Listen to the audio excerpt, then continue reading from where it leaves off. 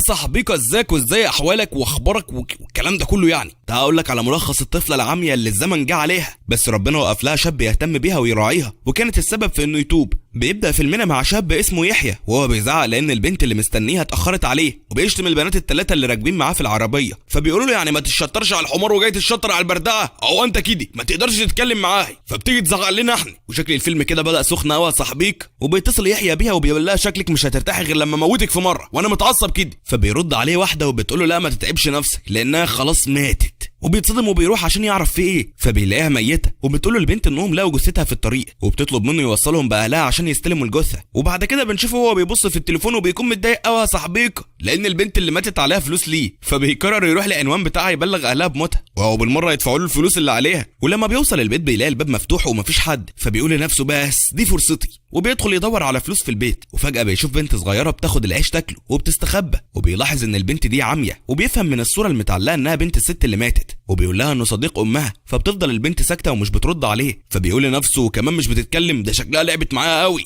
واخد الفلوس وامشي ولا كأن حد شافني. لكنه برضه مش بيلاقي فلوس، وضميره بيشتغل سيكا ومش بيقدر يسيب البنت لوحدها، وهو عارف ان امها مش هترجع، فبيتصل برقم ابو البنت اللي بيلاقيه مكتوب في نوتة الارقام. والمفاجاه بقى صاحبك ان ابو البنت بيطلع واطي، بيقول له انا ماليش دعوه بيها، وبيقفل في وشه. وبيفضل يحيى يراقب البنت لحد ما بتخبط على الارض، فبيروح لها وبتحضنه البنت لانها بتفكره امها، واول ما بتحسس عليه وبتكتشف انه مش امها بتصرخ وبتبعد عنه، فبيضطر يحيى انه يفتح لها، وبتفتكره انه ابو البنت وبتزعق له لانه مهمل وسايب بنته ومش بيسال فيها. وبعد ما بتديه محاضره بتمشي وتسيبه، وهو كمان بيمشي ويسيب البنت. وبعد كده بنشوفه هو بيتخانق مع صاحب البيت بسبب الايجار المتاخر، فبيقول له سيبني بس كام يوم كده عشان عندي حاله وفاه، فبيقول له يا جدع ده انا من يوم ما شفتك وانت عندك حالات وفاه قد الدنيا، هم الناس بيموتوا عندكم انتوا بس ولا ايه؟ فبيقول له لا دي المره الوحيده اللي انا صادق فيها بصراحه، محدش مات قبل كده. وبيقرر انه يرجع للبنت وبيعمل لها اكل، وبيبقى محتار هيوديها فين، خصوصا ان البنت مش بتتكلم ولا بتشوف، وكل اللي بتعمله انها بتصرخ لانها عاوزه امها. وبيروح ينام، فبيصحى يلاقي البنت في الحمام وبتلعب بالصابون ومبهدله نفسها، فبيقول هو انا كمله ومال كل الحوارات دي. وبعد كده بيكون قاعد في البيت وبيلعن حظه اللي ورطه مع بنت مش عارف يتعامل معاها. وفجأة بيجيله اتصال من جارة البنت اللي بتقول له ان في زيارة من لجنة تبع صاحب البيت، وبتعرفه انها بلغتهم ان ام البنت ماتت وابوها هو اللي بيربيها دلوقتي. فبيروح يشد البنت وبيقول لها تعالى غير لك بسرعة في كمين، ولو شافوكي متبهدله كده هيعرفوا ان مش ابوكي. وبتفضل البت تعيط ومش بترضى تخليه يغير لها، فبيقرر يهرب قبل ما حد يجي، ويكتشفوا انها مش بنته وممكن يتهموه في قتل مامتها. وفعلا بيهرب، لكن زي ما اتعودنا صاحبك ضميره بيرجعه، وبيستقبل الناس اللي هيفتشوا على البيت. واول ما بيدخلوا بيتضايقوا من ريحه المكان ومن شكل البنت المتبهدل، وبيقولوا له احنا عرفنا ان ام البنت ماتت وهو زعلان عليها، لكن مش معنى كده يسيب البيت والبنت بالشكل ده. وبعد كده لجنه التفتيش بتلاحظ ان البنت مش بتتفاعل مع يحيى خالص، فبيشكوا فيه وبيقولوا انه ممكن يكون مش ابوها، وبيتظاهر بكده عشان ياخد الفلوس اللي بتدفع للاهالي لان ولادهم معاقين. وبيسمعهم يحيى وبيقول بس انا رحت في داهيه، لكن لحسن حظ انهم بيمشوا وبيسيبوه لان مفيش اي دليل ضده. وبالليل بيلاحظ ان البنت تعبانه، فبياخدها للمستشفى وبيبقى ماشي نايم، وبيقولوا بعدين يعني اخرتها ايه مع المرمطه دي. وتاني يوم بيقرر انه يوديها مدرسه عشان تتعلم ازاي تتعامل، على امل انها لما تتعلم تعرف تتواصل معاه بدل ما هي بتصرخ طول الوقت كده. وبيجيب لها لعبه الحروف وبيفرح لان الطريقه نفعت، والبنت بدات تبقى اهدى وتتواصل معاه. وبعد كده بيلاقي واحد بيخبط عليه، بيقول له انه هياخد اي حاجه موجوده في البيت لان الست اللي عايشه هنا عليها ديون وما سددتهاش لحد دلوقتي. وبيساله لو هو جوزها، فبيتوتر كده وبيقول هو انا ناقص ديون يا جدعان؟ وبيقول لا مش جوزها، كنا مقضينها بالحب يعني. فبيقول له طب وسع كده اللي مقضيها بالحب. وبيبداوا ياخدوا كل اجهزه البيت، ويحيى بيسالهم بيعملوا ايه، فبيقولوا له بناخد حقنا بالحب برضه. وبعد كده يحيى بيروح يقابل البنات اللي كان بيزعق لهم اول الفيلم، وبيقولوا له انهم سمعوا ان ام البنت كانت شغاله مع حد تاني، فبيتحمس كده وبيقول يا فرج الله يمكن يكون لها فلوس شغل ولا حاجه. وبيسالهم عن اسمه، فبيقولوا انهم ما يعرفوش، فبيزعق لهم وبيقول لهم هتجيبوا لي المعلومات ناقصه يبقى ما تجيبوليش حاجه خالص. وبينام على الدركسيون وهو بيندب حظه، وبتبقى ملطشه معاه من كل حته لدرجه ان صاحبه مش بيرضى يسلفه فلوس، لا وكمان بيتريق عليه. وبالليل بنشوفه هو بيضرب واحد لانه اخذ الموظفه بتاعته، وانا بقى صاحبك اللي كنت مخبي عليك المعلومه دي، بس بما انك صاحبي مش هخبي عليك حاجه. وللاسف يا عزيزي المشاهد يحيى شغلته شمال وبيسرح البنات، وام البنت كانت واحده من البنات دول والعياذ بالله يعني. وفجاه بتضربه البنت بالقلم وبتقول له هو انت جاي تقطع عليا في شغلي ولا ايه؟ وبتروح تطمن على الراجل وبتشاور ليحيى عشان يمشي، فبيمشي وهو مصدوم ومش مصدق ان الوضع اتدهور بيه قوي كده، وبيقعد يشرب وكالعاده بيندب حظه. فبتيجي رساله تكمل عليه اكتر، وبيعرف من الرساله ان الفيزا وقفت خالص. والله يا اخي يحيى كل اللي بيحصل لك ده بسبب الشغلانه الزفت بتاعتك دي، ما هو يعني الحرام ما بينفعش مهما عملت يعني. المهم بقى صاحبك الزق بياخد يحيى لدرجه انه بيقلب في تليفون ام البنت وبيقرا الملاحظات اللي هي كاتباها، وبيتفاجئ لما بيلاقيها كاتبه انها مسلفه شايفه واحده مبلغ كبير قوي، لا وكمان بتبقى كاتبه عنوان صاحبتها دي في الملاحظات، فبتلمع عينه من الفرحه وبيقول بس هي المره دي هتظبط، يعني هتظبط ان شاء الله يعني. وتاني يوم من النجمه بياخد البت عشان يروح للست اللي سالفه فلوس من ام البنت، وبيبقى متحمس قوي وهو في الطريق، لكنه لما بيوصل للبلد وبيسال عن البنت بيلاقي ان مفيش حد عارفها، فبيحس بالاحباط وبيرجع للعربيه وهو بيفكر هيعمل ايه وهيوصل للست دي ازاي، وبيكون الموضوع بالنسبه له حياه او موت لان حياته كلها واقفه على الفلوس دي، وبيبص حواليه كده وبيقول شكلي ناسي حاجه، هوب وبيفتكر البنت اللي كانت معاه، فبيقول يا نهار اسود يا نهار اسود البنت، وبيفضل يلف حواليه ويدور عليها لحد ما بيلاقيها قاعده تاكل مع 2 من اهل القريه وبيدوه اكل هو كمان، وبيبقى الراجل طيب قوي وبيتعرف عليهم وبيقول لهم انه ممكن يلاقي لهم مكان يباتوا فيه، وبيفرح يحيى وبيقول له والله انت راجل طيب، فبيقول له مش طيب قوي يعني لانك هتشتغل بلقمتك دي، وبياخده يشغله، فبيشتغل يحيى وهو متعصب من البهدله اللي هو فيها، لكنه بيحاول يصبر نفسه بانه هيلاقي البنت اللي استلفت الفلوس وهيسدد ديونه ومن بعدها هيرتاح. وبالليل بيتكلم مع عم سامي اللي بيديله اكل، فبياخده وهو متضايق وبيقفل الباب، فبيوقفه وبيقول له بص عم سامي بيضحي، يبقى تعالى الصبح افطر معايا، فبيقول له كتر خيرك والله، وبيقفل الباب في وشه، واول ما بيقفل الباب بيفضل يشتم فيه ويقول انه راجل استغلالي بيمثل انه بيساعده، لكن في الحقيقه هو بيستغله وبيشغله ببلاش، وبيتكلم مع صاحبه في التليفون وبيفضل يندب حظه، وبيقول له انه تعب وهو بيدور على الست اللي سالفه الفلوس وما لقاهاش وشكله مش هيلاقيها، وفجاه صاحبك بيلاقي البنت بتاكل وبتطلع الاكل من بقها وبتحطه في بقه، فبيقوم من مكانه وبيبعدها وهو بيقول ان ده مقرف، لكن البنت بتصمم تاكله من بقها، فبيزعق لها وبيمشي من الاوضه خالص، والبنت بتتضايق لان الحركه دي عندها معناها انها بقت بتحبه واتعودت على وجوده. وتاني يوم يحيى بياخد البنت وبيكمل طريقه عشان يوصل للست، وهو في الطريق بيروح يسرق لها بطيخ من الارض وبيدولها وبيعلمها ازاي تاكله، وبيفضل يلعب مع البنت، وبيبان ان علاقتهم اتحسنت قوي عن الاول وهو بقى بيحب البنت،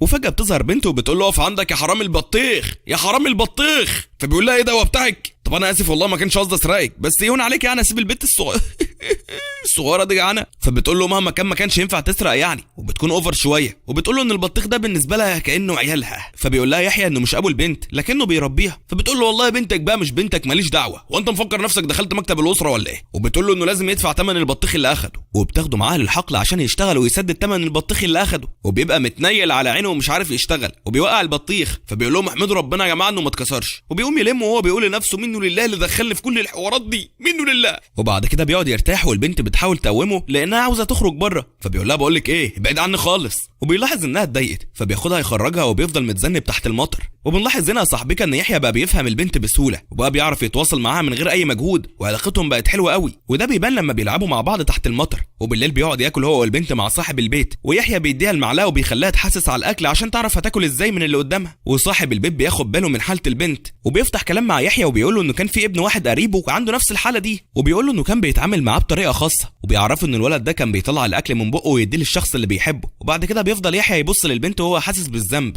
لانه بعد عنها لما حاولت تاكله وقال عليها انها مقرفه. وتاني يوم بيتكلم مع دلال، ودلال دي بقى صاحبيقه تبقى بنت صاحب المزرعه اللي كانت بتزعق له لانه سرق البطيخ، وبيسالها عن اسعار الشغل، فبتستغرب كده فبيقول لها لو انا مثلا حبيت اشتغل في مزرعه هنا هتحاسب ازاي؟ فبتقول له ان اجر اليوم عندهم $30، وبتقول له انه لو عاوز يشتغل هتشوف له، وبما ان سعر الشغل مغري كده انا شايف ان ست دلال تشوف لنا شغل معاها كلنا يا صاحبيقه، والله العظيم الشغل هنا ما جاب هم. وبيستغرب يحيى وبيقول لها هو الشغل عندهم سهل كده؟ فبتقول له ده اسهل حاجه، وبتعرفه ان الشغل كتير قوي وهما مش لاقيين عمال. وبعد كده بيبقى يحيى قاعد مع البنت وبيلاقي ولد صغير جاي ومعاه كرتونه، فبيسالوا فيها ايه، فبيعرفوا ان فيها كتاكيت جايبها للبنت الصغيره يعني، فبياخدها منه وبيشكره، وبيطلعوا من البنت اللي بتلمسهم وبتبقى خايفه في الاول لكنها بتحبهم بعد كده. وبيقضي يحيى وقت لطيف هو والبنت في الريف، وتاني يوم بيبقى قاعد في امان الله لا بيه ولا عليه، وبيتفاجئ ان في حد من المزرعه بينادي عليه وبيقول له ان صاحبه بره، فبيقول له صاحب مين؟ وبيخرج وهو مستغرب، وبيتفاجئ لما بيشوف رئيس العصابه اللي هو مديون ليهم، وبيبقى متوتر كده ومش عارف يخلع منه ازاي، فبيقول له تعالى نتكلم بعيد، فبيقول له ماله يا حبيبي نتكلم بعيد، وبياخده بعيد وبيرنوا علقه سخنه، وبيقول له ده انا طلع عيني عشان اعرف الاقيك، وبيشاور للمساعد بتاعه فبيديه التليفون وبيوري ليحيى الفيديو اللي كان منزله على اليوتيوب ليه هو والبنت، وبيقول له انه وصل له عن طريق الفيديو ده، وبيقول له يعني فاشل وغبي بقى تبقى هربان مني وتنزل فيديو ليك على اليوتيوب، وبيقول له انه هيديه مهله اسبوع بس عشان يسدد فيها الفلوس اللي عليه، وبيقول له لو فكرت تهرب تاني هعرف مكانك وهوصل لك وهجيبك وهقتلك. وبيمشي يحيى وهو مضروب ومتبهدل، وبيتصدم لما بيرجع وبيسال دلال عن البنت، فبتقول له انها كانت بتلعب في المزرعه وبتسال الولد عنها، فبيقول لها انها اختفت من فتره وهو افتكر انها معاها، وبيخاف يحيى ان العصابه تكون خطفت البنت، وبيروح يدور عليها وهو مرعوب، وبتبقى دلال بتدور معاه وهي مرعوبه وخايفه انهم ما يلاقوش البنت وتبقى هي السبب. وبعد ما بيدور كتير قوي بيلاقوها وبتبقى مع ابو دلال، فبتجري دلال على ابوها وهي بتعيط وبتقول له ما يختفيش تاني فجاه لانها اترعبت وافتكرت ان البنت ضاعت. وبالليل البنت بتحس بيحيى وانه متضايق، فبتقرب منه وبتحضنه وهو بيبقى متاثر قوي لان البنت بتحاول تخفف عنه. وتاني يوم بياخد البنت يخرجها وبيبقى مبسوط قوي معاها، ولانه بقى بيحب البنت قوي بيخاف انه يحصل له حاجه وهي تتشرد من بعده، عشان كده بيقرر يسيب الريف بعد ما بيودع دلال واهلها وبياخد البنت للمدينه. وبعد تفكير طويل بيقرر انه يسيبها في ميتم، وهناك بيخلص الورق اللي المفروض يتعمل عشان يسيب البنت في الميتم، وبيمضي على الورق وهو حزين، وبيطلب من الموظفه تسيبه يودع البنت لانه ممكن ما يشوفهاش تاني. وبيروح يديها العاب واكل وبيبص لها وهو حزين، وبيقول لها ان المكان ده هيكون احسن بكتير من حياتها معاه.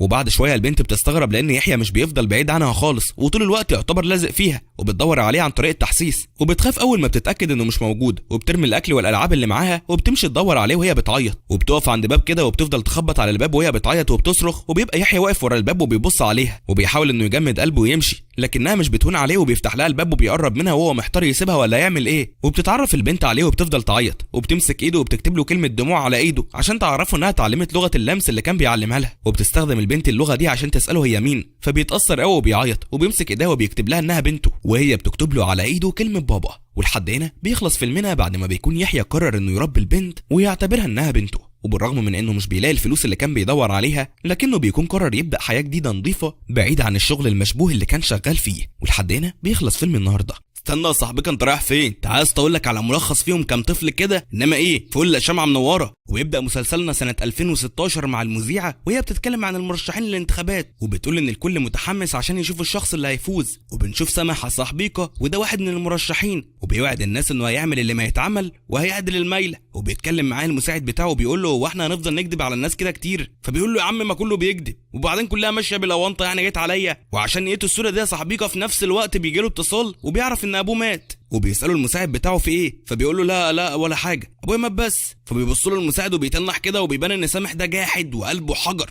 وبيروح العزا وهناك بيعرف من مرات ابوه ان ابوه انتحر، وبتلومه مرات ابوه وبتقول له انه لو كان قريب منه ما كانش حصل كده. فبيقول لها انه مش ابنه الوحيد وعنده ولد تاني، فبتقول له وانت عبيط لا وانت العبيط لا انت ولا ايه؟ ما انت عارف ان ابنه التاني مهما كان مش ابنه الحقيقي. وبنعرف ان سامح ليه اخ بالتبني، وبيسكت كده وبيفتكر طفولته وبيفتكر لما اهله اتطلقوا وخيروه بينهم، فكان طفل ومحتار يختار مين، فقال حدي بدا بقى واختار امه. ومن يومها وهو قرر كل ما يحتار في حاجه يختار بالطريقه دي. وبعد كده بيروح يتكلم مع المساعد بتاعه وهو منهار، وبيقول له ان ابوه ما وقفش جنبه طول ال 30 سنه اللي فاتوا، وبيفتكر لما اتطرد من البيت هو وامه لانه ما كانش معاه فلوس، وبيفتكر لما راح صاحبيكا يتحايل على رئيس البرلمان ورفض يساعده، وبسبب كده قرر انه يترشح في الانتخابات، وبيبان انه عباره عن عقد نفسيه ماشيه على الارض. وبتظهر ميار واللي بتكون شغاله مذيعه، وبيبان كده انها تقيله ولها مركزها. في نفس الوقت بيتضايق سامح لانه بيشوف اخبار بتقول انه عاق وهيكمل حمله الانتخابات بالرغم من ان ابوه مات، فبيقول هو اي نعم دي حقيقه بس يعني ليه نقول كده. وبيروح تاني يوم للحمله الانتخابيه ويمثل انه منهار بسبب موت ابوه ومش هيقدر يكمل، وبسبب اللي عمله تعاطف الناس معاه بيزيد، وتبقى المنافسه شرسه بينه هو والمنافس التاني. وبعد كام يوم بتظهر النتيجه والمنافس بتاع سامح هو اللي بيفوز، وده بيخلي سامح يحس بالاحباط. وبعد كده بيروح يقابل ميار واللي بيبان انهم بيحبوا بعض، وبيقول لها بقى بعد كل النفاق ده اخسر برضه، فبتقول له ما هو كل ده بسبب نيتك السودة، وبتمشي وتسيبه. وتاني يوم سامح بيروح السوق وبيتفاجئ لما بيلاقي ست عجوزه بتقول له انه انسان رخيص وساب ابوه يموت لوحده عشان الانتخابات، وبتشوفهم ميار وبتروح تدافع عنه، فبيقول لها والله كتر خيرك، فبتقول له هيجي منين الخير بس وانا اعرفك. وفجاه بتظهر بنت وهي بتعيط وبتقول انها قعدت ربع ساعه في الحمام وطلعت لقت اخوها ضاع، فبيقول لها سامح ربع ساعه ليه عندك اسهال؟ وبتزقه ميار فبيفهم انه بيعك وبيسكت على طول،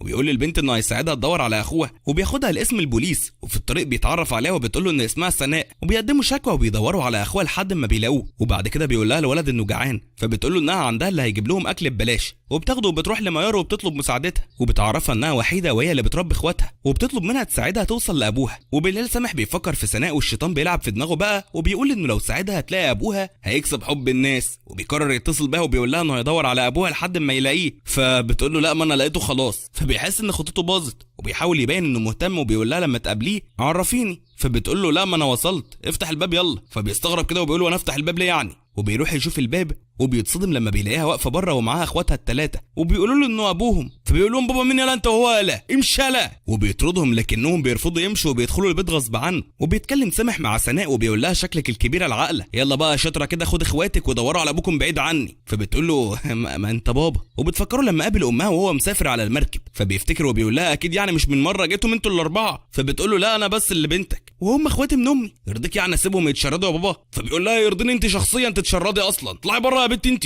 فبتقول له مش طالع واللي يعرف يخرجني يفرجني. وفجاه بيخبط الباب وبيتصدم لما بيلاقيها ميار وبيخبي العيال بسرعه وبيسالها عايزه ايه، فبتقول له انها بتعمل حاجه في البيت وعاوزه شاكوش. فبيجيبه وهو مرعوب انها تشوف حد من العيال وبيديها الشاكوش بسرعه وبيقول لها انه هينام عشان تمشي وبيقفل الباب. فبيتصدم لما بيلاقي الولاد قلبوا البيت لسيرك وبيتكلم مع سناء وبيقول لها انه هيعمل تحليل وهيبان انها كدابه. فبتقول له طب قلبك مش بيقول لك ان بنتك حتى كده؟ فبيقول لها يا بنت انا مش طايق يا بنت انت ولا اخواتك الشياطين دول. وبعد كده بيتجسس عليهم بحيث انه يسمعهم وهم بيقولوا انهم بينصبوا عليه، لكنه بيلاقيهم بيشتموا عليه فبيقول عيال قلالات الادب وبيمشوا يسيبهم. وتاني يوم على الفطار بيلاقيهم بيبصوا له بقرف، فبيقول لهم لا انتوا هنا اكلين شاربين نايمين بفلوسي، يعني تحترموني بدل ما اعمل منكم بفتيك انتوا ال4. وبيروح الشغل فبيلاقي واحد بيتمسكن له عشان يديه فلوس، فبيقول له كان على عيني والله بس انا اصلا مفلس ومش لاقي، انا شحات هلا انا شحات زيك. وبالليل بيرجع البيت وبيلاقي العيال هاديين، فبيقول لسناء شكلكم كده عاوزين تثبتوني يعني وكده، بس للاسف انا بارد ومش بتاثر. وبيديها اعلان لميتم وبيقول لها انه قرر يوديهم فيه، وبيقول لها انه مش هيرجع عن قراره حتى لو اتاكد انها بنته. فبتقول له تصدق انت حلال فيك اللي بيحصل لك،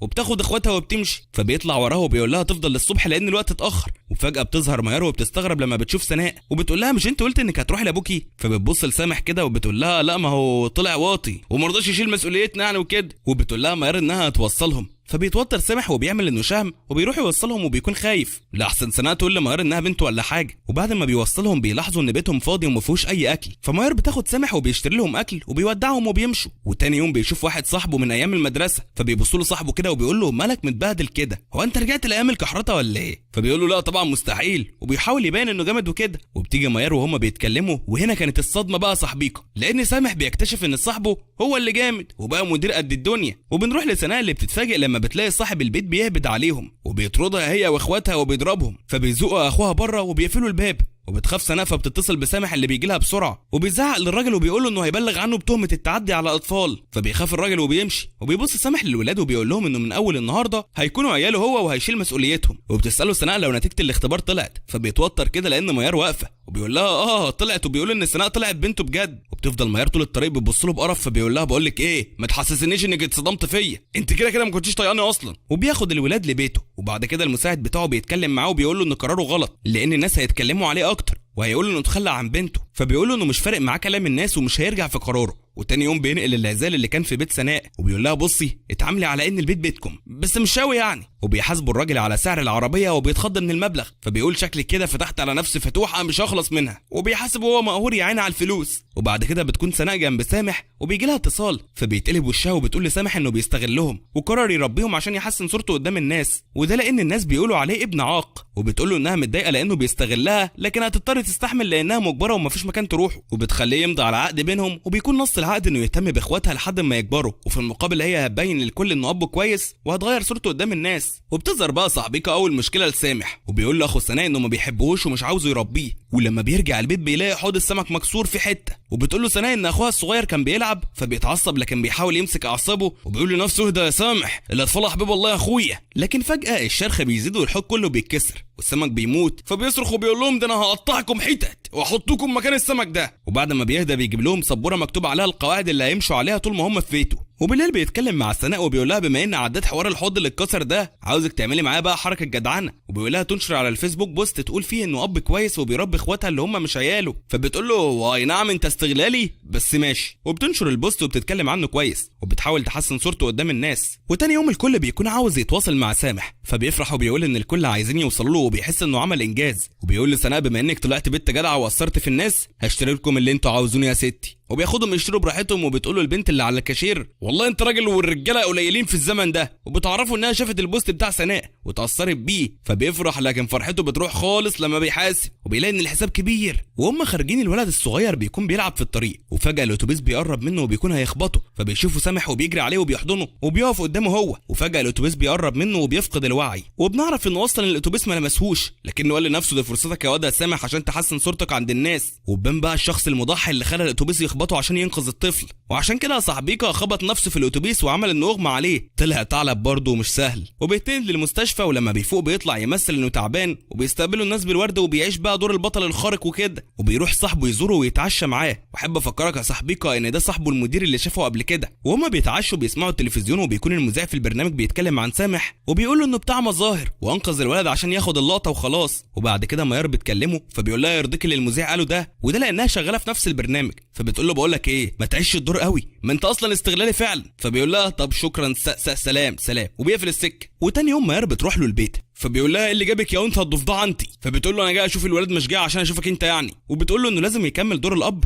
ويودي الولاد المدرسه، وهو ما بيكدبش خبر وبيوديهم بسرعه، واول ما بيوديهم وبيروح شغله بيجي له شكوى وبيقولوا له الحق البنت عملت حمام على نفسها، فبيقول دي شكلها السنه السوداء، وبيروح يجيب البنت وهو متعصب وبيزعق لها، فبتقول له بقول لك ايه انا اصلا مش رايحه المدرسه تاني. فبيتصل على ميار وبيقول لها الحقيني انا هتجنن من العيال دي، وبيخليها تيجي تتكلم مع البنت وتقنعها انها تروح المدرسه. وبعد كده ميار بتروح مع سامح للملاهي عشان يخرجوا الولاد، لكن الفرحه ما بتكملش لان البنت بتتوه منهم في الملاهي، وشكل البنت دي هتطلع عين سامح. المهم انه بيلاقيها بعد ما بيدور عليها كتير، وبعد يوم طويل سامح بيقعد يسترخي، فبيلاقي عفريتها بتبص عليه من فوق، فبينط من مكانه وهو بيصرخ، وبتكون العفريته دي سناء لكن فردة شعرها على وشها، فبيقول لها هو انتم مش هترتاحوا غير لما تقطعوا فيها الخلف يعني؟ فبتقول له يكون احسن برضه، البيت مش ناقص زحمه والله يا ابويا. وبالليل ميار بتخرج مع حسن المذيع وبيتعشوا سوا، وبيستغل حسن ان الجو هادي وبيقول لها انه معجب بيها من اول مره شافها فيها، وبيعرض عليها يرتبطوا، فبتتوتر كده وبتطلب منه يديها فرصه تفكر. وبعد كده سامح بيكون في مؤتمر مهم ليه، ومن خلال المؤتمر ده هيرجع وسط البرلمان وكده، وفجاه بيلاحظ ان سناء تعبانه لكنها بتبقى كويسه بعد دقايق، عشان كده بيكمل المؤتمر وبيتكلم بشكل كويس قوي وبيبقى وجهها كده ويشرف. وبعد المؤتمر بيخرج يحتفل مع اصحابه وبيكونوا بيهزروا وبيضحكوا سوا، فبيقول لنفسه مستغل بقى الفرصه دي، وبيعرض على ميار انها ترجع له ويرتبطوا من جديد. فبتقول له ارتبط ازاي بواحد عنده 4 عيال هربيهم انا مثلا؟ في نفس الوقت بنشوف سناء وهي ماسكه اختبار الحمل في ايديها، وبنعرف انها حامل يا صاحبيكا، وبتكلم الواد الفاجر اللي غلطت معاه، وبتقول له وانا لو حامل مثلا هتعمل ايه؟ فبيقول لها وهي دي فيها كلام، هنزل الحمل فورا. فبتزعله وبتقول عليه حقير وبتقفل في وشه وبتفضل تعيط. وتاني يوم في المدرسه بتقعد لوحدها وبتفضل تفكر هتعمل ايه في المصيبه اللي هي فيها، وبتبقى محتاره ومش عارفه تتصرف ازاي، وبتفتكر امها لما قالت لها انها مش ندمانه انها ربتها لوحدها. وبالليل سامح بيكون بيتعشى مع الولاد، فبيلاقي واحد بيخبط عليه وبيقول له انه ابنه، فبيقول له نعم هو انا فتحت ملجأ هنا ولا ايه؟ فبيقول له انه حبيب سناء ويبقى يعني زي ابنه، وبيقول له الواد انه جه علشان يشوف سناء لانها قفلت في وشه واختفت بعدها، فبيقول له عندك اهي خدها ويمشوا انتوا الاثنين. وبيخرج الولد مع سناء لكنها بتفضل ساكته ومش بتعرفه انها حامل. وبعد كده سناء بتقابل ميار وبتعترف لها انها حامل، فبتزعق لها شويه وبتقول لها ده انت لسه عيله، ده انا اللي داخله على 40 ما عملتهاش يا فجره انت، وبتقعد جنبها وهم محتارين هيعملوا ايه. وبعد كده ميار بتاخد سناء للمستشفى، فبتقول لها الدكتوره ان سناء حامل في الشهر الثالث، فبتقول ميار كمان يا حلاوه. وبتقرر ميار انها تعرف سامح الحقيقه، واول ما بتقول له بيقول لها ما تهزريش معايا بقى، بقول لك ايه انا مش فايقلك. فبتقول له اهزر معاك ليه؟ سناء حامل. فالواد يعني بيتنح من الصدمه. في نفس الوقت سناء بتتكلم مع حبيبها وبتعترف له انها حامل، وبتاخده يقابل سامح عشان يشوفوا هيعملوا ايه في المصيبه دي. وبيتخض الولد اول ما بيشوف سامح بيلعب بوكس، بيقول له سامح يلا يا حلو كده عشان تدخل جوله قصادي، فبيخاف وبيضطر يسمع كلامه. ومن اول بوكس الولد بيخاف وبينزل على الارض، فبيتكعبل سامح وبيقع على وشه، وبيقوم بيفضل يزعق للولد وبيكون عاوز يضربه. فبتدخل سناء وبتدافع عن الواد وبتقول لسامح يسيبه دلوقتي وهي هتتفاهم معاه. وبالليل بيتكلموا سوا وبيقرروا ان سناء هتعمل اجهاض، وفعلا بياخدها سامح للمستشفى وبتخرج بعد ساعه. فبيستغرب وبيقول لها ايه السرعه دي؟ فبتقول له ما احنا في زمن السرعه بقى صاحبيك، وبتقول له انها جعانه. وبياخدها سامح تتعشى، وفي اثناء العشاء بتصدمه وبتقول له انها قررت تكمل الحمل وما عملتش اجهاض. وبيحاول سامح يقنعها انها لسه صغيره انها تشيل مسؤوليه طفل، لكنها مش بتشوف كده وبتبقى مصممه انها تكمل حملها. وبتتكلم ميار معاه وبتحاول تقنعه ان قرار سناء ده صح وانها ما ينفعش تقتل طفل. فبيقول لها يبقى انت اللي لعبت في دماغ البيت، وبيفضل يزعق لها. في الوقت ده بتيجي سناء وهي ماسكه ايد حبيبها، وبيقول لسامح انه يتكلم مع سناء واقتنع بوجهه نظرها وهيشيل معاها مسؤوليه الطفل، لكن سامح برضه مش بيقتنع وبيكون شايفهم عيال الحماس اخدهم ومفكرين الطفل ده لعبه ولا حاجه هتسليهم. وبعد كده سناء بتبعت رساله لحبيبها وبتتاسف له لانها بوظت مستقبله، فبيقول لها لا ما هو كده كده بايظ. وتاني يوم سامح بيتكلم معاها وبيقول لها بص يا بت انت حره في قرارك، بس ما تجيش تعيطي لي بعدها. وبعد كده سامح بيروح المؤتمر واللي بيكون بدايه ترشيحه للانتخابات اللي جايه، وبيقدر انه يتكلم كويس وبيجذب الناس لصفه، وده طبعا مش بيعجب المنافس بتاعه. فبيتكلم مع المساعد فبيقول له دور لنا يا ابني وراه على اي مصيبه تخلينا نشوه سمعته. في نفس الوقت سامح بيروح يقابل ايمن اللي هو حبيب سناء، وبيقول له مش عاوز اصدمك بس انا فتنت عليك وعرفت ابوك كل حاجه. وبيضايق ايمن وبيروح لابوه اللي بيزعق له وبيقول له يبعد عن سناء، فبيرفض. فبيوصل ابوه بعصبيه كده وبيقول له انه مش هيديه فلوس تاني. وبتكون قريبه حسن شغاله في شركه ابو ايمن وبتسمعهم وهما بيتكلموا، وبالليل بتقعد مع حسن وبتعرفه الخبر اللي سمعته، وهو ما بيصدق وبيروح يجري على المنافس بتاع سامح وبيقول له. ولان المنافس كان مستني الفرصه دي، الخبر يا صاحبك بينتشر في ثانيه. ولما بيعرف سامح بيتعصب وبيقول ادي اخره المشي ورا العيال. وتاني يوم في المدرسه سناء بتتفاجئ لما بتلاقي العيال بيتنمروا عليها، وبالليل بتروح تقابل ايمن وبتحكي له على اللي حصل، فبيقول لها ان سامح قابله وكان بيتخانق معاه لكنهم ما ينفعش يضعفوا قصادهم. فبتتشجع سناء وبتبعت رساله لسامح وبتقول انه لو مصمم انها تجهض هتمشي وهتسيب البيت وتنهي العقد بينهم. وتاني يوم في المؤتمر بيسال الصحفيين سامح عن خبر الحمل، فبيقول لهم انه حقيقه، لكن الغريب بقى انه بيقول انه بيشجع سناء وقرر يخليها تكمل الحمل. وبيظهر شخص وهو بيتفرج على المؤتمر اللي بيتكلم سامح فيه،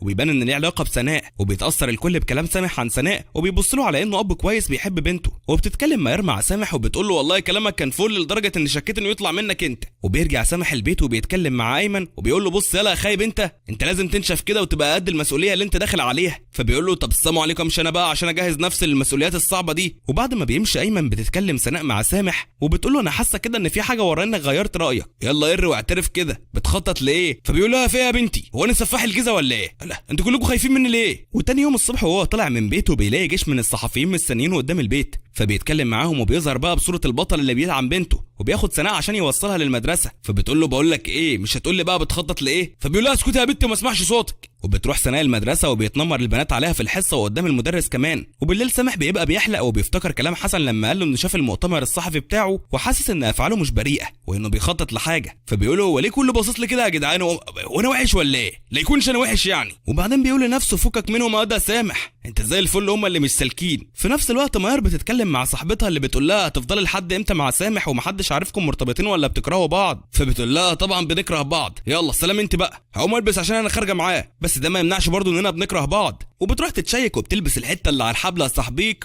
وبتقابله، وبعد ما بتسيبه بتقعد تعيط وهي بتقول لنفسها واخرتها ايه مع العلاقه التوكسيك دي. وتاني يوم اخو سناء بيعمل مشكله مع زميله في الفصل وبيرن الولد علقه سخنه موت، وبيروح سامح يجيبه وبياخده يعتذروا للولد في المستشفى، وبيزعق له وبيقول له انت لا مش مرتاح لك اصلا من وقت ما شفتك. فبيقول له يعني انا اللي مرتاح لك؟ والواد بيكسف جبهه سامح خالص. وبيحاول سامح يحل المشكله مع ام الولد لكنها بتكبر الموضوع، فبيقول لها بص يا وليه انت هتقبلي الصلح وادفع مصاريف المستشفى بما يرضي الله ولا اسيبك تولعي انت وابنك بما لا يرضي الله؟ فبتفكر الست كده وبتقول له طبعا تدفع المصاريف، ودول يعني ولاد واتخانقوا هنكبر الموضوع ليه؟ وبيتكلم سامح مع الولد وبيديه درس عن الاخلاق، فبيقول له يا عم انت هتصدعنا ليه؟ وبيمشي ويسيبه وبيروح يلعب في السايبر. وبالليل بيبقى سامح بيتعشى مع سناء واخواتها وبيتفاجئ ان في شخص بيجي لهم البيت، واول ما بيشوف الولاد الصغيرين بيجروا عليه، وبيقول الراجل لسامح انه يبقى ابو الولاد. واحب افكرك يا صاحبي ان ده نفس الراجل اللي ظهر وهو بيتفرج على مؤتمر لسامح وبيقعد ياكل معاهم من غير ما حد يقول له، وبيقول لسامح انه كان عليه فلوس كتير عشان كده اضطر انه يهرب ويسيب ولاده. فبتزعق له سناء وبتقول له ان امها ماتت وهو حتى ما حضرش العزا بتاعها، فبيعمل انه متاثر بقى وكده وبيسيب الاكل وبيقول لها سدتي نفسي. وبيقول له سامح والله انا حابب اصدمك واقول لك انك ما ينفعش تاخد الولاد لانك هتتخلى عنهم تاني. فبيقول له والله انا اللي هصدمك وهقول لك اني مش جاي اخدهم اصلا، انا جاي عشان اسلم عليهم، قلب الاب بقى وكده. فبيقول له سامح قلب اب ايه ده؟ لو قلب خصايه كان حن اكتر من كده. وبعد كده ابو الولاد بيتكلم مع سامح وبيساله عن علاقته بسناء، فبيقول له انه كان يعرف امها من زمان قوي، وبنعرف من كلامهم ان سناء مش بنت سامح، لكنه قال كده عشان يبان قدام الناس اب كويس. فبيقول له ابو الولاد خلاص هو انت هتحكي لي قصه حياتك، خلينا بقى في المهم. وبيستغرب سامح لما بيلاقيه بيقول له انه عاوز يستلف منه فلوس، وبيتكسف سامح منه وبيضطر يديه فلوس، لكن الراجل بيكون بارد وبيقول له انه مش هيضيع الفلوس على ايجار، وبيطلب منه يقعد عنده كام يوم كده لحد ما يسافر تاني. فبيوافق سامح وبيبقى نفسه يمسكه ويرنه علقه بسبب بروده ده، وبيروح يقابل صاحبه وبيحكي له اللي حصل. فبيقول له صاحبه ان ابو الولاد ده شكله نصاب ولو فضل طيب معاه كده هيستغله وهياخد اللي وراه واللي قدامه. وتاني يوم سامح بيستغرب لان الراجل واخد راحته في بيته اكتر منه هو شخصيا،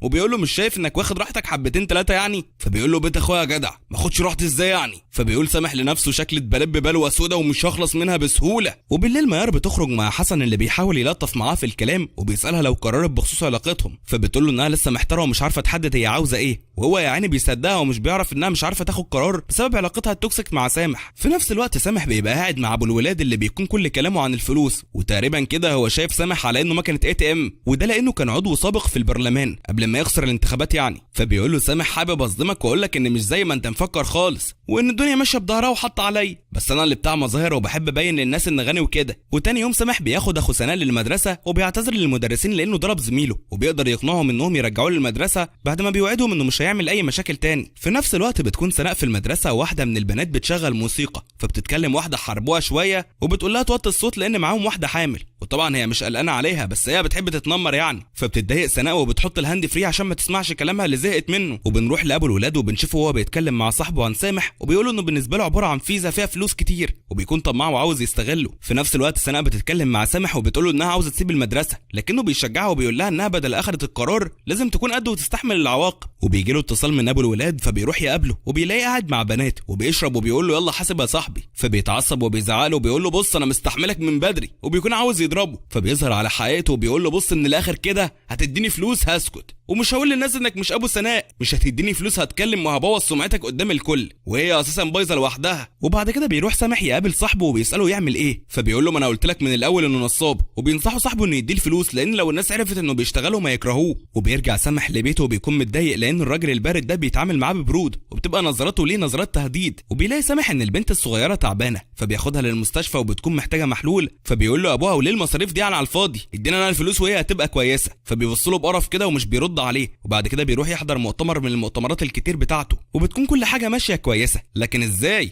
المنحوس منحوس فجاه بيظهر واحد وبيهاجم منافس سامح وبيجرحه بالسكينه وبيتقلب المؤتمر. وبيروح سامح يرجع البنت من المستشفى وبياخدها للمطعم، فبتقول له انت بتعاملني احسن من ابويا الحقيقي. فبيقول لها للاسف يا بنت ان اي حد هيبقى بيتعامل احسن من ابوكي. وبعد ما بيرجع البنت للبيت بيروح يقابل ابوها وبيقول له انه استغلالي ومش كويس مع اولاده. فبيقول له بقول لك ايه، ما تعيش الدور قوي، ما انت كمان استغلتهم عشان تحسن صورتك قدام الناس. وبيقول له ان معاه يوم واحد بس لو ما جابليش الفلوس هيعرف كل الناس انه بيمثل عليهم. وبالليل سامح بيتكلم مع سناء عن جوز امها ده، فبتقول له انه طول عمره استغلالي وكان بيستغل امها وبياخد منها فلوس طول الوقت. وبيمشي سامح وبيحاول يدور على اي حاجه تخليه يوقع الراجل ده. وبنروح لميار وبنشوفها وهي بتتكلم مع حسن اللي بيقول لها هو انت تقضي عمرك كله بتفكري؟ فبتقول له بص بقى من الاخر كده وعلى الدغري انت كويس وزي الفل بس خلينا اصحاب. فبيمثل ان الموضوع ما فرقش معاه قوي لكنه بيتضايق. وبعد كده بيروح المستشفى يزور المرشح اللي اتصاب، وبنعرف بقى صاحبك ان ابوه، وبيقول له حسن انه قرر يترشح في الانتخابات فبيستغرب ابوه. وتاني يوم سامح بيعرف ان الشخص اللي هاجم المنافس بتاعه كان شاب بيأيده عشان كده بيحس بالذنب،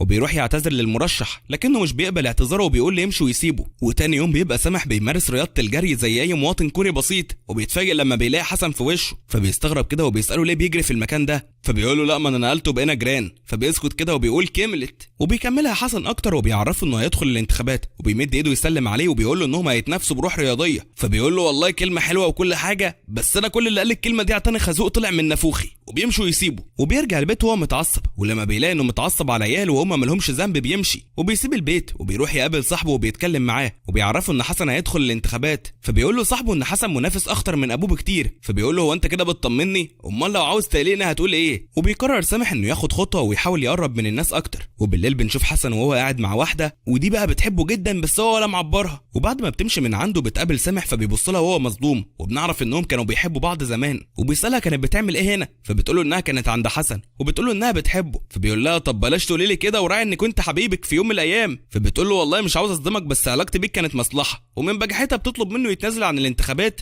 عشان حسن يفوز بسهوله. وبجد كده البت دي عصبتني وحلال فيها المعامله اللي حسن بيعملها بيها. وبتساله لو هو مرتبط حاليا، فبيقول لها واللي يعرفك يرتبط بعدك؟ ده انت كرهتني في صنف الستات يا شيخه. وبنروح لميار اللي بتبقى قلقانه ومش بتعرف تنام، فبتتصل بسامح وبتطلب يتقابلوا، وبتروح تقابله فبتلاقيه قاعد يشرب ومتضايق وبيكون متجاهلها خالص. فبترجع البيت وهي متضايقه وبتشوفها صاحبتها وبتقول لها هو ده اللي بتكرهيه؟ ده انت واقعه خالص وبتموتي فيه. فبتعيط وبتقول لها انها فعلا بتحبه. وتاني يوم سامح بيبقى في محل وبيشوف شاب وهو بيتخانق مع راجل عجوز وبيضربه. وقتها سامح بيتعصب وبيروح يضرب الشاب ده وبيتخانقوا سوا وبيروح القسم. وفي القسم بيستفزوا الشاب ده تاني فبيقول له تصدق انك عيل قليل الادب وعاوز تتربى، وبيبقى عاوز يضربه يخطبوا تاني، لكن اللي حواليه بيمنعوه وبيخرجوا المحامي وبيشكروا صاحب المحل لانه كان ممكن يدخل السجن عشان يدافع عنه. وبنروح لسناء اللي بتتكلم مع ميار وبتقول لها انها زهقت من تنمر البنات عليها وعاوزه تسيب المدرسه، فبتقول لها انها لازم تبقى شجاعه وتواجههم. وفعلا سناء بتروح المدرسه تاني يوم وبتعاملهم ببرود لدرجه انها بتكون هتشلهم ببرودها. وبعد كده بيكون في مناظره بين سامح وحسن، وبيقدر سامح يتفوق على حسن بجداره، لكن بالرغم من كده سامح بيتضايق لانه لما بيقعد مع السياسيين بيحس انهم قاصدين يقللوا منه وانهم منحازين لحسن. وبيتكلم مع صاحبه في الموضوع ده فبيقول له من الاخر كده يا صاحبي الدنيا ماشيه بالكوسه وحسن علاقته اكتر منك بكتير قوي. فبيقول له بقول لك ايه، انا جعان يلا بينا ناكل وتيجي زي ما تيجي بقى. وبعد كده بيكون مروح وبيشوف ميار مع حسن فبيبص لهم بقرف كده وبيمشوا ويسيبهم. وتاني يوم بيروح حفله فيها اغلب السياسيين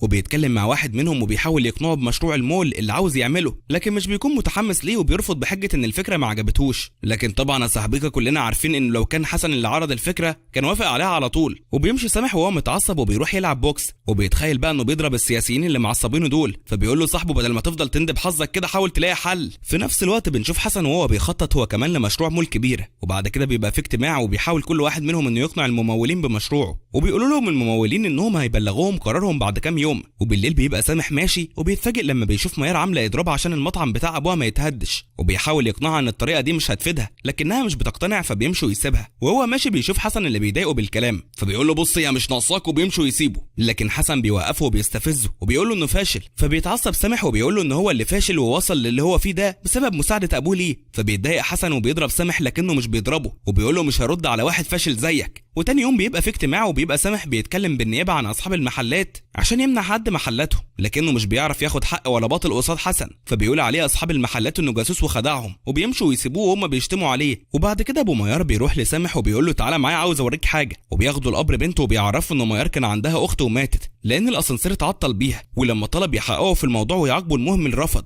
وبيطلب منه يساعده انه يعيد فتح الموضوع ويحقق فيه عشان يرجع حق بنته. وبعد كده سناء بتتكلم مع سامح وبتقول له انها عرفت بموضوع اخت ميار الصغيره وبتقول له انها نفسها تخفف عن ميار لانها وقفت جنبها كتير وبتعاملها كويس قوي. فبيقول لها ما انت لسه فيها اهو، فبتستغرب كده فبيقول لها تروح لميار وتقف جنبها، وفعلا بتروح وبتبات معاها وبتحاول تواسيها بالكلام. وتاني يوم بيبقى في مظاهره عاملها اصحاب المحلات وبيطلبوا فيها انهم يوقفوا مشروع المول لانه لو اتعمل المحلات الصغيره هتتهد. وبعد كده في ممول مهم بيطلب انه يقابل سامح، ولما بيروح يقابله بيقول له انه لو ساعده ان مشروع المول يمشي بسهوله هيديه تورتايه دورين، وبيقول له هتلاقي تورتايه دور واحد في عربيتك عربون محبه يعني. وبينزل سامح وبيفتح علبه التورته لكنه بيتفاجئ لما بيلاقي فلوس كتير قوي وبيقول كل دي تورتايه دور واحد، امال الدورين شكلها ايه بقى؟ وبيروح سامح يحضر اجتماع المول لكنه بدل ما يقنع اصحاب المحلات انهم يتخلوا عن محلاتهم بيقول انه ضد الهد وبيعرض فكره ان المول يتعمل على حساب شغل اصحاب المحلات الصغيره. وبيتعصب حسن وبيروح يقول لابوه ده حتى انت واقف ضدي، هو انتم عصابه ولا ايه؟ وتاني يوم سامح بيقابل ميار وبيقول لها انه وصل لمعلومات تخص موضوع موت اختها، وبيعرفها انه اكتشف ان الاداره بتاعه المول اللي اختها كانت فيه كانوا عارفين ان الاسانسير بيعطل وما اهتموش انهم يصلحوه، وبيوعدها انه هيحاول يوصل للمعلومات اكتر وهيرفع عليهم قضيه. وبيفضلوا يدوروا هما الاثنين لحد ما بيوصلوا لواحد في السجن، وبنعرف من كلامهم ان الراجل ده كان شغال في المول ولبسوه تهمه الاهمال، وده لانه كان عنده ضمير وحاول يتكلم عن اهمال اداره المول. وبتتكلم معاه ميار وبتطلب منه يساعدها وبتقول له انها حاسه بالذنب ومش قادره تكمل حياتها من وقت موت اختها، وده لانها هي اللي طلبت منها تروح المول عشان ترجع الفستان اللي اشتريته لانه ما كانش عاجبها. فبيسكت الراجل ومش بيرد عليها وبيمشي. وبيعرف صاحب المول ان ميار وسامح بيدوروا في معلومات عن الحادثه، فبيروح يزور العامل وبيهدده انه لو اتكلم مش هيدفعوا مصاريف علاج بنته، فبيخاف العامل وبيقول له انه مستحيل يتكلم. وتاني يوم ايمن بيقابل سناء بعد غيابه فتره وبيقول لها انه بدا يشتغل عشان ما يبقاش معتمد على ابوه، وبيجيب لاخواتها هدايا وبيحاول يبين ليها انه هيبقى قد المسؤوليه يعني وكده. في الوقت ده بتيجي الست اللي بتقدم الطلبات وبتبص لهدوم المدرسه بتاعه سناء وبتقول لها ان بنتها في نفس المدرسه اللي هي فيها، وفجاه بتدخل بنتها وبتبقى نفس البنت اللي بتتنمر على سناء على طول، واول ما بتشوفها بتمشي. فبتروح سناء وراها وبتقول لها البنت انها اكيد فرحانه ولقت فرصه ترد لها التنمر بتاعها بعد ما عرفت ان امها شغاله في مطعم،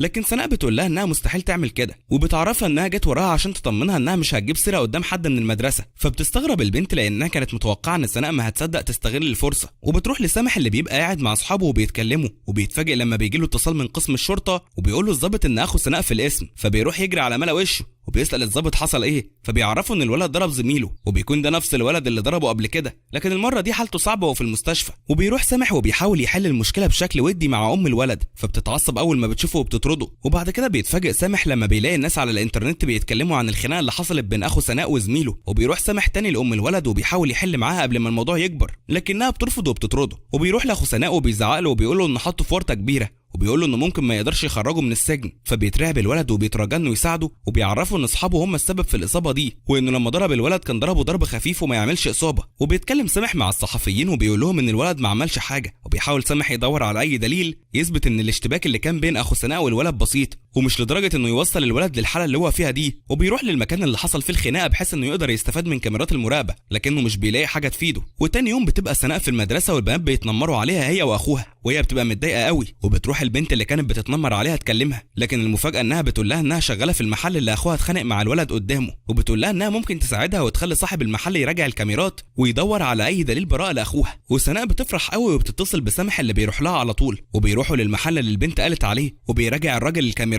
وبيفرح سامح قوي لما بيعرف ان الولد كان عنده حق، وان الاشتباك اللي كان بينه هو وزميله بسيط. وبيروح المستشفى وبيوري الفيديو لام الولد عشان يثبت لهم الحقيقه. فبيقول للولد ان فكر ان اخو سناء هو اللي ضربه، لانه لما فاق زمايله قالوا له كده. واخيرا بيطلع اخو سناء وبيتجمع سامح مع باقي الولاد وبيحتفلوا بخروجه، لكن يا صاحبك مستحيل يعدي شويه وقت كده من غير ما يحصل شويه اثاره. وسناء بتتعب وبتروح ميار معاهم للمستشفى، وهي طالعه الاسانسير بتبقى مرعوبه، وده لانها عندها فوبيا من وقت موت اختها. وسامح بياخد باله منها وبيكون صعبان عليه، وبعد ما بيطمن على سناء بيروح يطمنها وبيحضنها. وبالليل بتبقى ميار في بيت سامح وبيبقوا بيقضوا وقت لطيف كانهم عيله واحده، لكن الصدمه ان اليوم مش بيعدي على خير. وميار بتلاقي العقد اللي بين سامح وسناء، وبتتضايق لما بتكتشف انه ما اتغيرش ولا ربى الولاد لانه بيحبهم، لكنه بيربيهم عشان يحسن صورته قدام الناس ويفوز في الانتخابات. وبتروح ميار توريه العقد وبتلسعه قلم سخن على وشه، وبتقول له انها غلطانه لانها وثقت فيه لانه مستحيل يتغير. فبيقول لها انه مش ابو سناء اصلا، لكن امها هي اللي قالت لها كده، وعشان كده هي جات له وهو قال يساعدها ويربيها هي واخواتها، وفي نفس الوقت يستفاد منها ويقول انها بنته ويبان قدام الناس انه الاب اللي بيدعم بنته. فبتقوله انه ما بيدورش غير على مصلحته وبتمشي وتسيبه بعد ما بترمي له العقد على الارض. وبيروح سامح يلعب بوكس مع اصحابه وبيكون متعود يعمل كده وهو متعصب، وبيكسر صاحبه وهم بيلعبوا. فبيقول له يا عم انا مالني يا عم، هي تتخانق معاك وتيجي تطلعوا عليا انا. وبعد كده بيبقى سامح مع صاحبه وبيتصدموا لما بيعرفوا ان سامح استبعدوه من الانتخابات، وكمان مشروع المول اترفض. فبيروح يتخانق مع الممول وبيقول له انه عمل كده لانه ما عملهوش زي ما هو عاوز، واقنع اصحاب المحلات انهم يوافقوا على هد، لكنه مش بيرد عليه وبيعمل انه من بنها. وبيمشي سامح وهو متضايق وبيفضل يزعق لصاحبه، فبيقول له يا ابني وانا ذنب ام ايه؟ وبيفضل سامح يشرب مع صاحبه ويندب حظه طول الليل، وبيمشي وهو متقل قوي في الشرب وبيطوح من هنا لهنا. وبيتفاجئ لما بيشوف ميار في وشه، فبيقول ايه ده، هو انا هنكت ولا ايه؟ فبتقول له اصحى يا حلو. فبيفوق وبيتكلم معاها، وبتقول له ميار ان الولاد بيحبوه وبتوريه الفيديو اللي عملوه عشان يعبروا له فيه عن حبهم. فبيعيط من تاثره وبيقول لها انه هيهتم بيها على طول ومش هيتخلى عنهم. وتاني يوم سامح بيقابل الممول اللي بيقول له انه ممكن يديه فرصه تانيه ويدخله الانتخابات تاني لو هو قدر يكسب الناس لصفه ويعمل قاعده جماهيريه كبيره. وبيفرح سامح قوي وبيشوف انها فرصه كويسه يبدا من جديد، وبينزل الشارع وبيحاول يكسب الناس لصفه، وبيصور فيديوهات كتير مع الولاد عشان يبين ان علاقته بيهم كويسه ويكسب تعاطف عدد كبير من الناس. وبيزور الاطفال في المستشفيات وبيقرب من الناس، وبيعمل اللي ما يتعمل وبيتعب كده من الاخر، وبيعمل حمله انتخابيه جامده. وبعد كده بيقعد مع صاحبه اللي بيقوله انه ماشي في الطريق الصح، والناس بدات تحبه وتتفاعل مع فيديوهاته. وفجاه بيجيله اتصال من ميار وبتعرفوا ان الولاد الصغيرين مختفيين، وبتعرفوا انها دورت عليهم كتير وما لقيتهمش. فبيروح يجري يدور عليهم وهو مرعوب، وبيتفاجئ لما بيلاقي ابوهم البارد جايبهم وبيقول له انه جه واخدهم يخرجهم. وبيتكلم ابو الاولاد مع سامح وبيقول له بص من الاخر كده، انا مشاعر الابوه نقحت عليا مره واحده وقررت اخد ولادي واربيهم بنفسي وما اسيبهمش لحد يربيهم يعني. فبيعترض الولاد لانهم عارفين ان العيشه معاه كلها فقر في فقر، وبتتخانق معاه سناء واخوها. فبيقول لهم انه هيمشي لكنه هيرجع تاني وياخد ولاده. وبعد ما بيمشي بتتكلم ميار مع سامح وبتقول له ان ابو الاولاد هياخدهم غصب عنهم لانه في الاول والاخر ابوهم الحقيقي. وبيروح سامح يقابل ابو الولاد وبيقول له من الاخر جو مشاعر الابوه اللي اشتغلت مره واحده ده مش واكل معاه خالص، ومن الدواسه كده تاخد كام وتبعد عنهم. فبيقول له هو انت كده فهمتني، وبيعرفه ان الفلوس اللي اخدها منه خلصت كلها. وبيقول له سامح انه اتعود على اولاد وحبهم عشان كده مش عاوز يسيبهم، وبيقول له انه ما بقاش فارق معاه الناس تشوفه حلو ولا وحش، وكل اللي فارق معاه ان الاولاد يفضلوا عايشين معاه لان حياتهم هتبقى احسن معاه. فبيقول له تصدق طلعت راجل جدع وعشان كده انا هبقى جدع معاك. وبيستغرب سامح كده وبيساله قصده ايه، فبيقول له انه عارف ابو سناء الحقيقي، وبيقول له حابب اصدمك يا عزيزي ويصدمنا كلنا يا صاحبيكا واقول لك اني كنت ظابط. وبيقول له انه كان بيقبض على ابو سناء الحقيقي وفجاه وقع ومات. وبيعرفوا ان ام سناء حملت فيها بسبب حادثه اغتصاب حصلت لها، وان ابو سناء الحقيقي مجرد مجرم. وبيتضايق سامح لما بيعرف الحقيقه وبيكسر الكوبايه وبيجرح ايده. فبيقول له ابو الاولاد لو ما كانش مصدق يروح يسال خال سناء،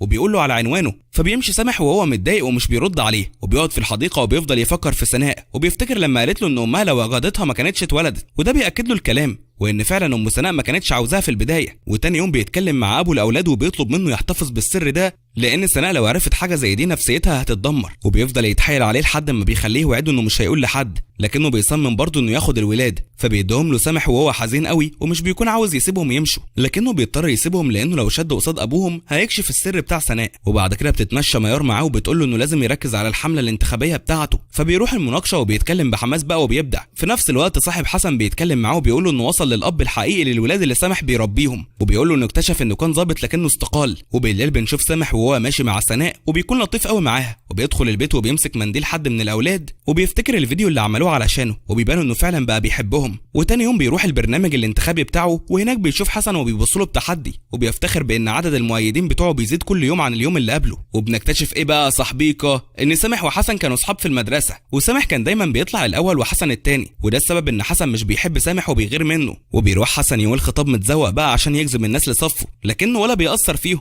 وبيبقى اسلوبه مش مقنع. وبيكون سامح بقى واكل الجو وبيعمل حوارات جامده، وكل يوم اعداد المؤيدين بتوعه بتزيد. وبالليل حسن بيقابل سامح وبيتكلم معاه وبيقول له انه كان بيغير منه، لكن ده كان في الماضي وهو دلوقتي ما يفرقش معاه ومش شايفه اصلا. فبيضحك سامح كده وبيقول له متاكد من كلامك ده، وبيقول له انه طول عمره بيغير منه بالرغم من ان حياته كانت اسهل منه بكتير قوي، وحياته هو اللي كانت صعبه وما كانش في اي حد بيدعمه، على عكسه هو اللي كان ابوه بيدعمه في كل حاجه. فبيقول له طب بص بقى حلو من الاخر كده، انا عارف ان سناء مش بنتك وانك كذاب. وبيقول له انه كمان دور وعرف مين هو ابوها الحقيقي، وبيهدده انه لو ما انسحبش من الانتخابات هيعرف الكل ان سناء مش بنته وانه استغلها عشان يكسب تعاطف الناس. وبيقول له انه كمان هيحكي لسناء عن ابوها الحقيقي. وبعد كده بيروح سامح يتكلم مع ابو الولاد وبيقول له انه قرر ينسحب من الانتخابات لانه عاوز يحمي سناء ومش مهم عنده الانتخابات والمهم انها تبقى كويسه. وبيقول له انه عارف ان حسن عرض عليه فلوس كتير عشان يعرفه معلومات عن ابو سناء الحقيقي، وبيتحايل عليه عشان يوفي بوعده وما يعرفش حد مين هو ابو سناء الحقيقي لانها هتعيش طول عمرها بعار ان ابوها مجرم. وبعد كده بيروح يقابل ميار وبيقول لها انه هينسحب من الانتخابات، فبتستغرب وبتقول له انه تعب عشان يقدر يدخل الانتخابات تاني. وبيتعصب صاحبه وبيفضل يزعق له وبيقول له انه تعب معاه قوي عشان يوصله للي هو وصل له ده، وهو بكل سهوله عاوز يضيع كل ده وينسحب من الانتخابات. وبيساله عن السبب اللي خلاه يغير رايه ويقرر ينسحب فجاه، فبيسكت كده وبيقول له انه ما يقدرش يقول له لانه سر. وبتحاول ميار تتكلم معاه وتخليه يرجع عن قراره، لكنه بيكون مصمم وبيسيبها وبيتصل بحسن وبيعرفه انه موافق وهينسحب من الانتخابات. وبيروح يعمل مؤتمر وبيعلن فيه انه هينسحب من الانتخابات. وفجاه بتيجي سناء وبتقول للناس انها مش بنته، وبتقول انه رباها هي واخواتها لانه طيب، وبيبان كده انها عرفت انه هينسحب عشانها. وبتعيط وبتترجى انه يكمل الانتخابات، وبسبب ده بيوافق سامح وبيقول لها انه هيكمل وهيكسب كمان في الانتخابات. وبيكمل حملته الانتخابيه لحد ما في يوم بيتفاجئ